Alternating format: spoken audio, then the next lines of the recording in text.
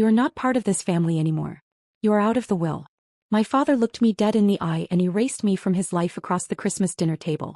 He did not scream. He did not hesitate. He just cut me off because I finally refused to be their bank account.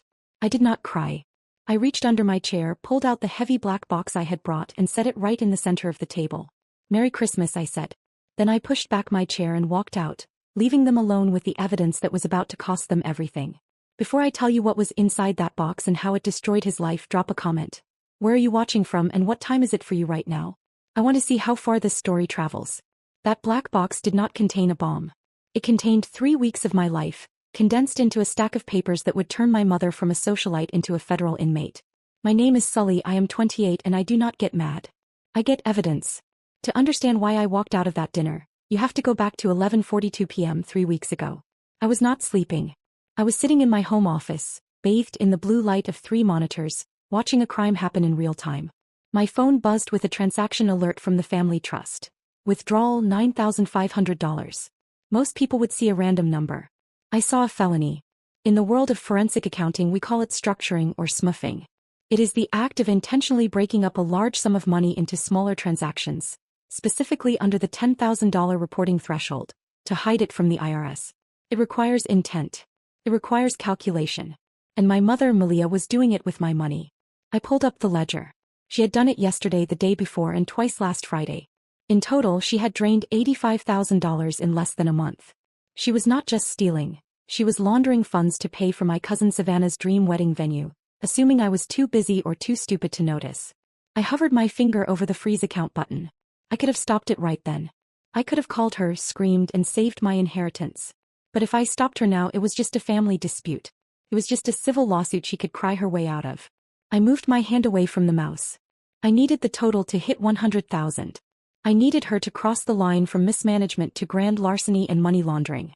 So I sat back in my chair, took a sip of cold coffee and let the transaction clear. I was not going to save her. I was going to let her dig the hole deep enough to bury herself. The venue was called the Glass Estate, a modernist nightmare perched on a cliffside in Malibu.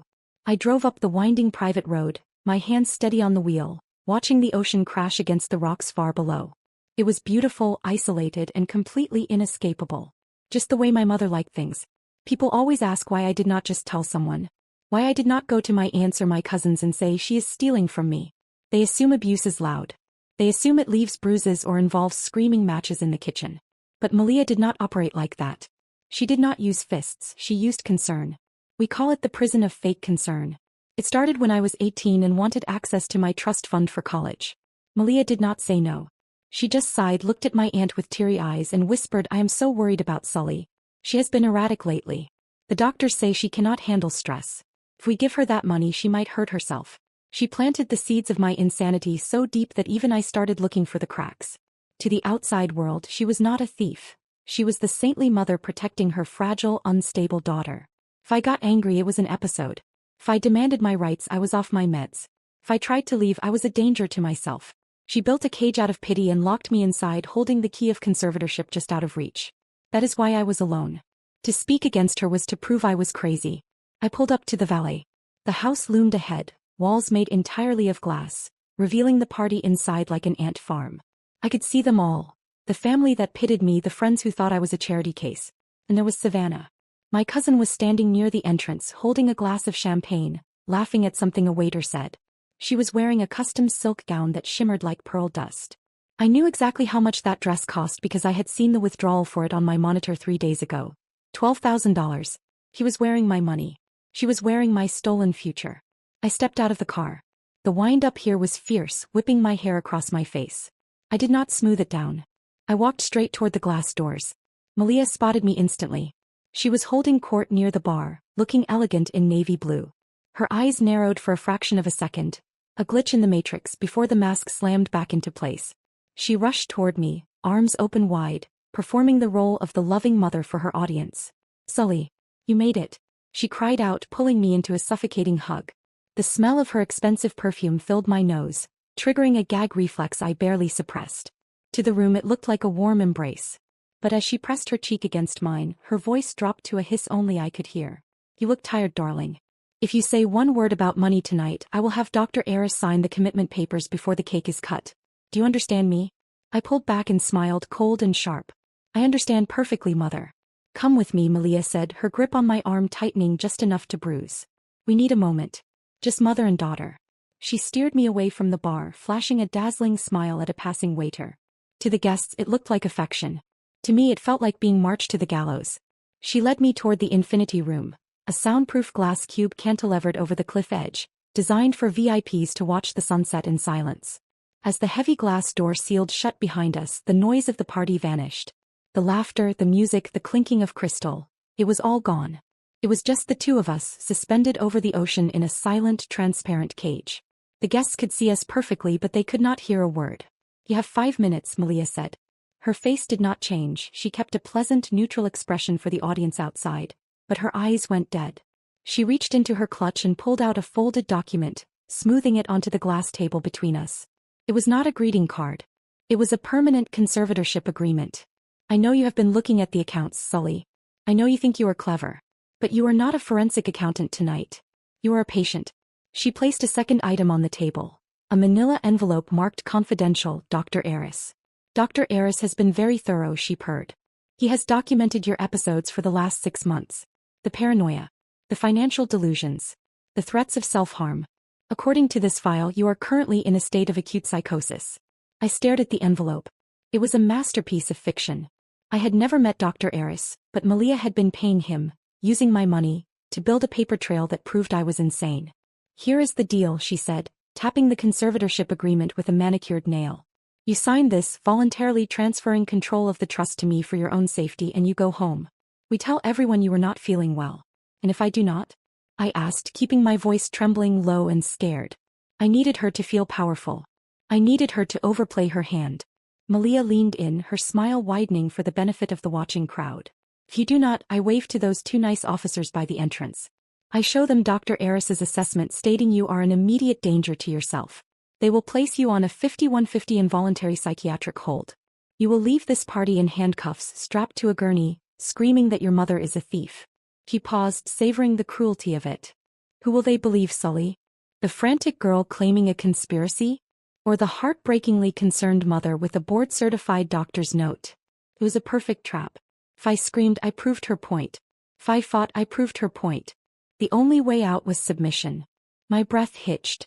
I looked at the party outside. The people eating my food, drinking my wine, oblivious to the fact that I was being held hostage in plain sight. I looked at Savannah, spinning in her stolen dress. You planned this, I whispered, letting a tear slip out. I protected us, she corrected. She pushed a heavy Montblanc pen toward me. Sign it. Do not make a scene. Just be a good girl and give me what is mine. I reached for the pen. My hand shook violently. I let her see the fear in my eyes, the absolute defeat of a daughter realizing her mother was a monster. Malia exhaled, her shoulders relaxing. She thought she had won. She thought she had broken me. She did not know I was left-handed. And she did not know that Penn was not going to sign a surrender. It was going to sign her warrant. I picked up the Montblanc. The weight of it was substantial, expensive, likely bought with the same stolen funds that paid for the champagne outside. I hovered the tip over the signature line of the conservatorship agreement. Malia watched me like a hawk, her breath held, ready to snatch the paper the moment the ink dried. She was already mentally spending the rest of my trust fund. I did not sign. Instead, I flipped the document over to the blank side. In calm block letters I wrote, Title 31 U.S. Code Section 5324. What are you doing? Malia snapped, her patience fraying. Sign the front, Sully. Do not play games. I set the pen down. The trembling in my hands vanished instantly. I sat back, crossed my legs and looked her dead in the eye. The fear was gone. The unstable daughter was gone. The only person left in the room was the senior forensic auditor. Mother, I said, my voice flat and clinical. Do you know what a SAR is? She blinked, confused by the sudden shift in my tone. What? A suspicious activity report. It is a document banks are federally required to file when a customer attempts to evade reporting thresholds. Like, say, making 9 separate withdrawals of $9,500 over 3 weeks. Malia's face went rigid. I do not know what you are talking about. It is called structuring, I continued, ticking the points off on my fingers. It is a federal felony. And since you used my power of attorney to move those funds into your personal account to pay for this venue, you also committed wire fraud and aggravated identity theft. I reached into my purse. Malia flinched, expecting a weapon. I pulled out a blue folder, not the thin envelope of a greeting card, but the thick, bound report of a forensic audit. I slid it across the glass table. I did not come here to negotiate your surrender, Mother. I came to serve you. She stared at the folder, her hands shaking now. You cannot prove anything. You're sick. Dr. Aris says. Dr. Aris is a psychiatrist. I cut her off. I am an auditor. Math does not have episodes. I tracked every dollar you siphoned. I mapped the flow of funds from the trust to the wedding vendors. I will put it back. She hissed, her voice dropping to a desperate whisper. I will pay it back next month. It was a loan. You cannot turn your own mother in for a loan. It is too late for that. I checked my watch. I submitted this evidence package to the IRS Criminal Investigation Division and the Trust Protectors 48 hours ago. I did not freeze the accounts earlier because I needed you to cross the $100,000 threshold to ensure mandatory sentencing guidelines applied. I leaned forward, closing the distance between us. You are not my guardian anymore, Malia. You are the subject of an active federal investigation.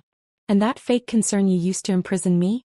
It just became the motive for your prosecution. Malia looked at the folder, then at me. The color drained from her face, leaving her looking old and terrified.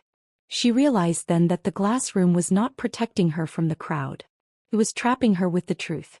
Malia stared at the forensic audit report, her face a mask of panic and disbelief. Then abruptly she laughed. It was a brittle, frantic sound that echoed off the glass walls. You are bluffing, she spat, pushing the folder away. You think you can scare me with some printouts? I am your mother, Sully. You will not send me to jail. I will just pay it back later once the investments mature. This is ridiculous. She grabbed the audit report and ripped it in half, throwing the pieces onto the floor. It is gone.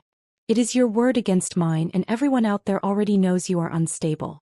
She stood up, smoothing her dress, regaining her composure. Now, are you going to sign the conservatorship, or do I have to call the police to escort my sick daughter away? The lights in the glass room suddenly died, replaced by harsh White House lights.